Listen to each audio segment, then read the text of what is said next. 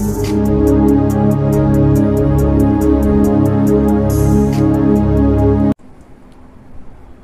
ప్రభువును మన రక్షకుడు అయిన యేసుక్రీస్తు నామమున అందరికీ వందనాలు, దేవునికి స్తోత్రాలు.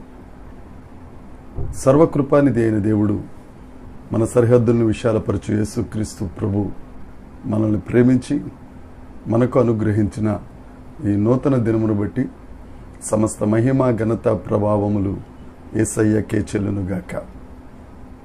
ఆ కృపానిధి అయిన దేవుడు ఈ నూతన దినములో మనకు అనుగ్రహించిన దేవుని యొక్క వాగ్దానము కృపావార్త.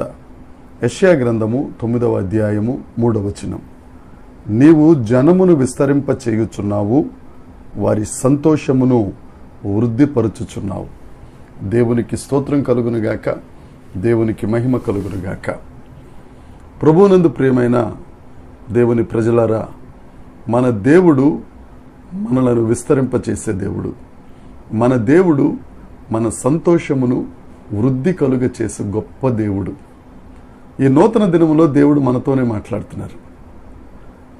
ఒకవేళ ఎవరైనా నా జీవితంలో విస్తరణ లేదు, నా కుటుంబ వ్యవస్థలో విస్తరణ లేదు, నా కుటుంబంలో ఆశీర్వాదం లేదు అని బాధపడుతున్నారేమో, వారితోనే దేవుడు సూటిగా మాట్లాడుతున్నాడు. దేవుడు జనములను విస్తరింపజేసే దేవుడు. అబ్రహాము 75 సంవత్సరాల వయసులో ఉన్నప్పుడు దేవుడు అబ్రహాం గారితో వాగ్దానం చేశాడు.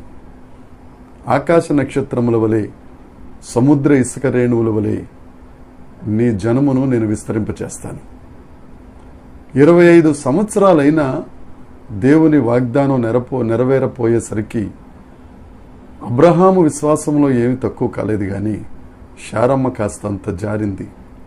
అయినా కానీ కృపగలిగిన దేవుడు, వాగ్దానమును చేసి నెరవేర్చే దేవుడు, వాగ్దానం ఇచ్చిన నమ్మదగిన దేవుడు, మాట తప్పని దేవుడు ఇస్సాకును వారికి అనుగ్రహించారు.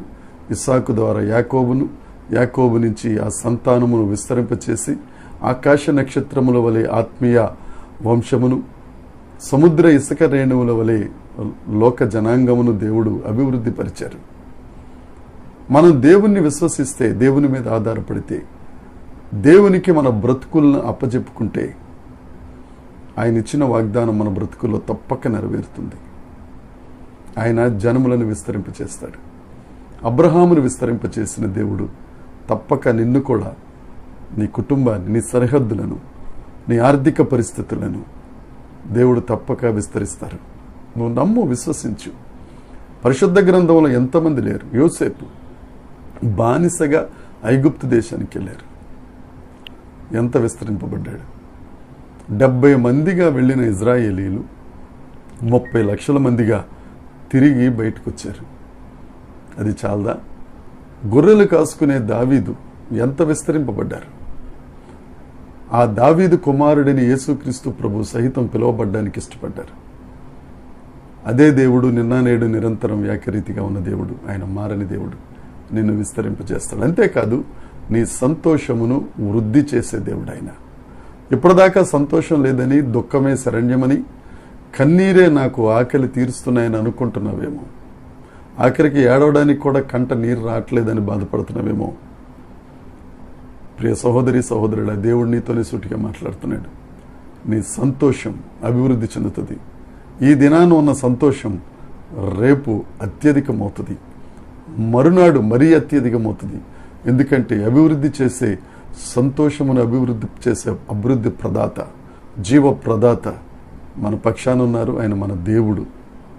ఆయన తప్పక చేస్తారు. నువ్వు నమ్మికను బట్టి, నువ్వు ఎంత నమ్ముతావో అంత పొందుకుంటావు. దేవుడి వాగ్దానం చేస్తున్నాడు, నీ జనమును విస్తరింపచేస్తాను, నీ సంతోషమును వృద్ధిపరుస్తాను. వాగ్దానాన్ని చేతబట్టుకో, నమ్ము.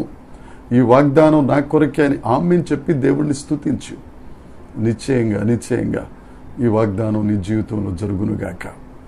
దేవుడి మాటలు దీవించునుగాక. ప్రార్థన. పరలోకమందున్న మా తండ్రి, పరిశుద్ధుడా, గొప్ప దేవుడా, మీకు స్తోత్రం. జీవము కలిగిన దేవుడా, నీకు వందనాలు చెల్లిస్తున్నాం. మా జనములను విస్తరింపచేసే దేవుడవు, మా సంతోషమును అభివృద్ధి పరిచే అభివృద్ధికరమైన సాధకమైన గొప్ప దేవుడవయా, నీకు స్తోత్రాలు. వాక్యమన్న ప్రతి బిడ్డను మీరు దీవించి ఆశీర్వదించి వారి సరిహద్దులను విశాలపరుచుచున్నందుకై సమస్త మహిమ ఘనత ప్రభావం మీకే ఆరోపిస్తూ యేసుక్రీస్తు నామమున ప్రార్థించి అడిగి వేడుకొనుచున్నాము తండ్రి, ఆమేన్. దేవుని కృప మనందరికీ తోడై ఉండునుగాక.